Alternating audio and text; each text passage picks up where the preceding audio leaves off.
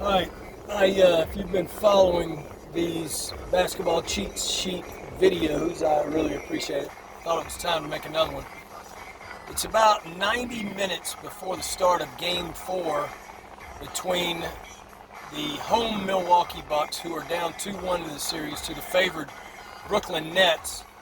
And this entry is not totally about that at all. But I did want to mention that, and I'll mention it at the end of this, probably going to be about a 5 or 6 minute video. But the name of this one is What It Takes in the NBA to Take the Ring from the King. Now, we all know that LeBron James has been knocked out of the playoffs, round one, first time ever in his career. But this is not about LeBron. It's about the team and the people on that team and the organization that will step up to grab that ring, maybe for the first time ever, or at least for the first time in a long time, because we have new suitors this year. Almost all of them are new suitors. And, you know, as you say these days, there's combinations and there's super teams and all that. But, you know, and I've done these videos right off the hip and just had a concept and went with them. But I decided to try to write one down, so I'm going to read you my thoughts today. And I think as far as being able to take the ring from the King, what does it take for a team to do that? Think of the teens Golden State Warriors, especially when they got Durant. All right, matter of fact, take a mixture of all the great players, what they need on both ends, then see what you can come up with at each position. Somehow cause them to play together, call it franchise hoop love or whatever, get them, the players, to reciprocate that love for play, by proving that they can play with each other, because great teams play for each other. And then and only then do you have a chance to take the ring from the King. So now, what does it take position by position and then collectively to win an NBA title? Some things to look for. A lot of them you probably already know, but maybe they'll be expressed by the maker of this video in a slightly different way, or maybe make you think just a little bit. But keep in mind, this won't post until well after Game 4 is done, and it's not just about Milwaukee and Brooklyn. This applies to all the teams left in the East and the West vying for that coveted ring. Offensively, the more, and listen, as we talk about these traits, the more that each player possesses of each one of these traits on the offensive and defensive end, the better chance you have of winning titles, of winning a ring. So look for this in various players in these playoffs and how well they'll play on both ends in this respect. They must have a comprehensive skill set in today's game.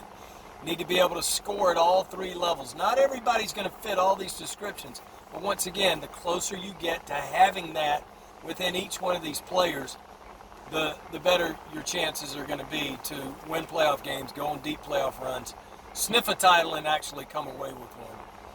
Score at all three levels, right at the rim, mid-range, and also deep. Perimeter skills, dribble, pass, shoot, right? Mainly to get good, clean looks at the bucket, because the deeper you get in the playoffs, the better defense, for the most part, you're going to face. And the better the defense is, the better you better be at those three perimeter skills, dribble, pass, shoot, mainly to get clean looks at the basket. The playmakers in each team, Donovan Mitchell primarily for, and Mike Conley when he comes back, but Donovan Mitchell primarily for Utah. Kawhi Leonard, even Paul George, now that he might have gotten things going. Certainly Reggie Jackson to some degree.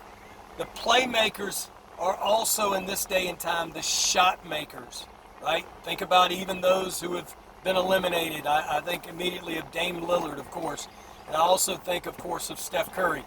But over in the East, Kyrie Irving, certainly Kevin Durant.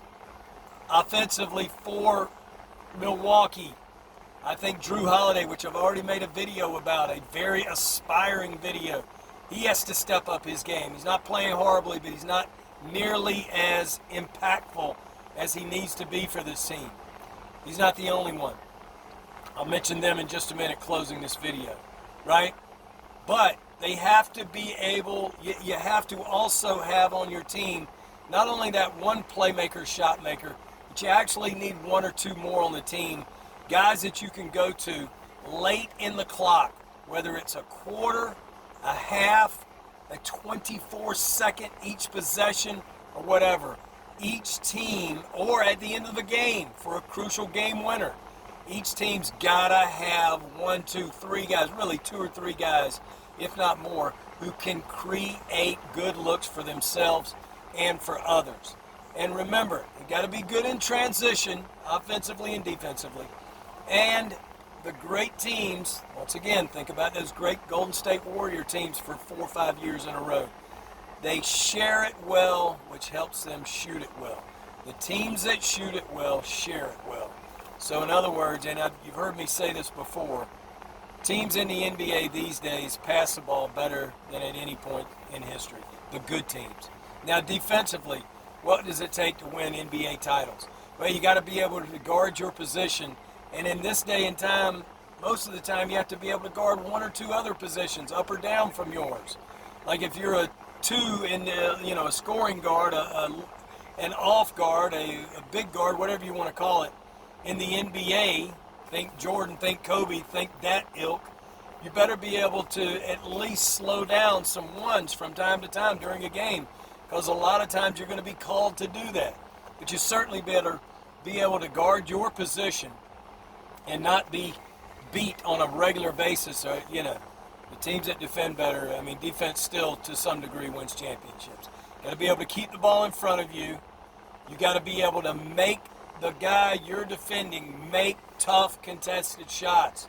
No straight dribble drive to the basket. You got to at least cut down on those things, if not eliminate them. And you got to defend without fouling. You can't foul shooters. You got to be able to play a clean game of basketball for the most part. That doesn't mean you can't be physical. You can, but you got to play the game clean. You also must have a presence at the rim. Think, of course, the leading guy in the NBA right now, 3 out of the 4 last years, Rudy Gobert, protects the rim like no other. But you got to be able to do that without giving up your defensive versatility, even at that spot. If you've noticed, Rudy Gobert, I don't know how he was 3 or 4 years ago, but he moves his feet very well on the perimeter now. I'll give you an unusual example. 2 or 3 years ago, late in the playoffs, JaVale McGee was playing for LA, and they were playing Golden State. There was a key possession late in the maybe I'm getting the teams wrong now. I apologize for that. But it was down to where, no, McGee was playing for Golden State, I believe, and LeBron was playing for LA, and McGee, in a key defensive possession late in the game, late in the shot clock, did a great job of making LeBron shoot a very tough, contested perimeter shot outside of the three-point line, if memory serves me correctly. LeBron missed it, and it was a key possession. And I believe McGee's team, the Warriors, won that game. And that was a key possession. But anyway, so your bigs got to be able, for the most part, to move their feet. If there's anybody in the league that doesn't really have to do that on the defensive end because he's so great at protecting the bucket, it's Rudy Gobert. Yet you see his effectiveness when he goes out to guard guys on the perimeter. That's why, listen, you're going to play that guy anyway, as great as he is defensively around the rim, and he's not bad offensively either, I might add. But of course, his specialty is protected. But his minutes, at least against a lot of teams, you're going to give him a lot of minutes anyway, don't get me wrong.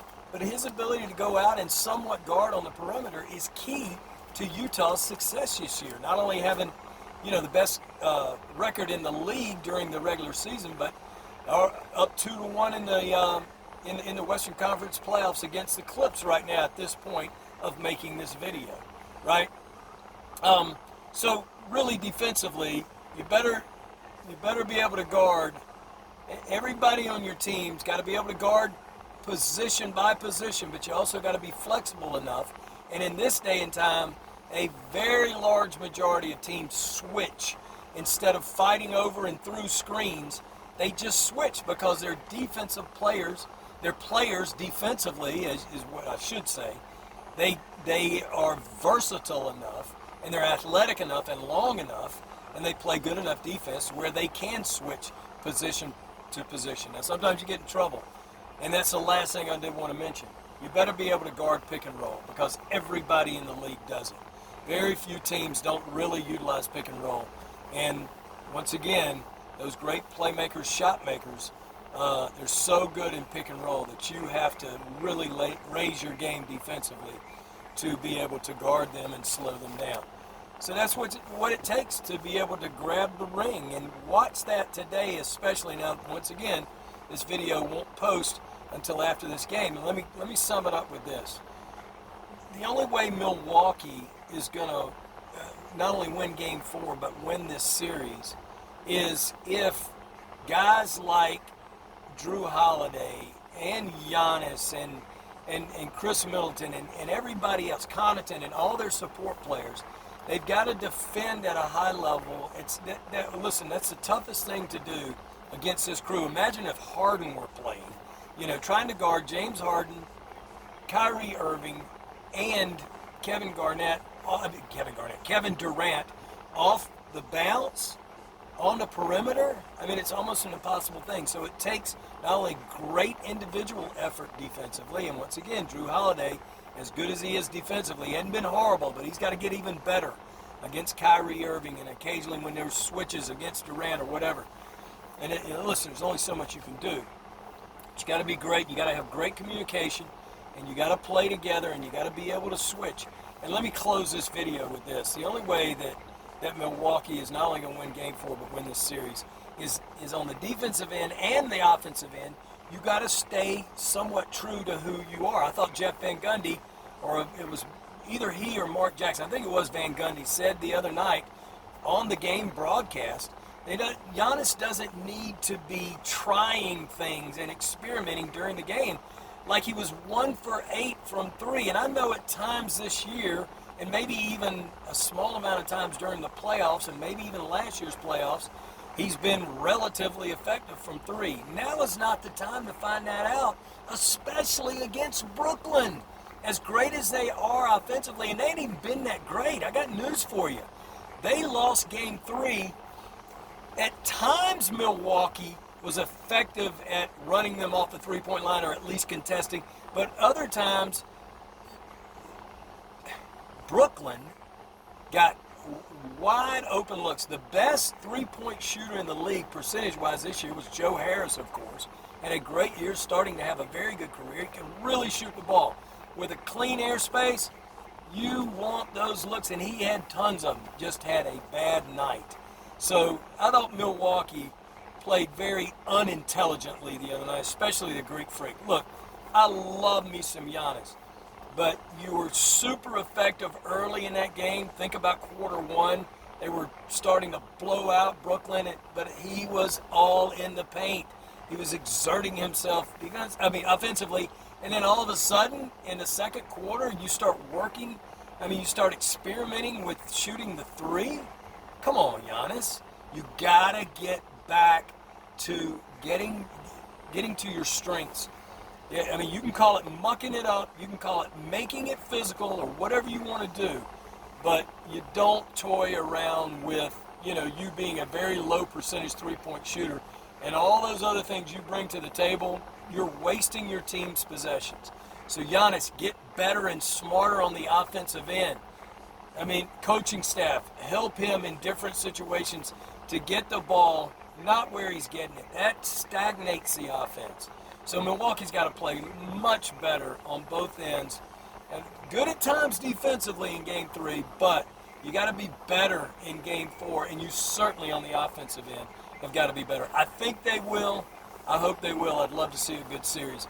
But anyway, that's what it takes to win a ring, and we appreciate you joining us right here on the Basketball Cheat Sheet. We'll see you on the next one.